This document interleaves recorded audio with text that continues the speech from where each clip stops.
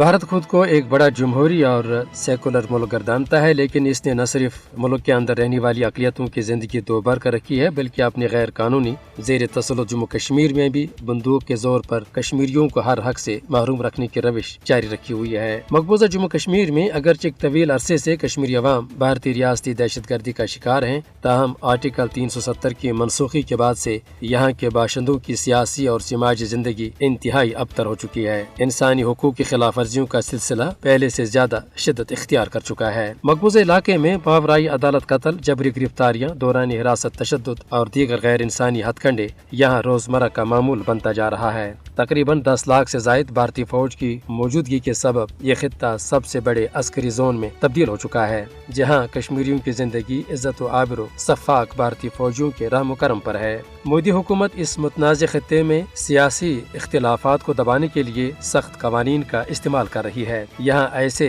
काले कवानीन नाफिज किए गए हैं कि आज के इस महज़ब और जमहूरी दौर में उनका तस्वुर भी नहीं किया जा सकता। कश्मीरी रोई ज़मीन पर दरअसल सबसे ज़्यादा हक की राय दही से महरूम लोग हैं, जो नस्ल कुशी और इंसानियत के खिलाफ जराइम का शिकार हैं, और एक नाम निहाद जमहूरिया उनके तमाम जमहूरी हुकूक को रियासती ताकत से दबाने की वहशाना पॉलिसी पर अमल प्यारा है। कश्मीरी अवाम को बुनियादी हुकूक से महरूम रखने और उन्हें नाजी तर्ज के मजालिम का शिकार बनाने पर मोदी हुकूमत को जवाबदेह बनाया जाना चाहिए। आलमी बरादरी की खामोशी के सबब मोदी सरकार एक मुनज़्ज़म तरीके से मकबूजा जम्मू कश्मीर में कश्मीरियों के खिलाफ जुल्म जबर को मुनज़्ज़म तरीके से एक रियासती पॉलिसी के तौर पर जारी रखे हुए है। अक़वाम आलम को इस मुतनाज़ खित्ते में मोदी सरकार के इन काले करतूतों पर अब खामोश नहीं रहना चाहिए। दर हकीकत भारत का नाम निहाद जमहूरी चेहरा अब हर सतह पर बेनकाब हो रहा है।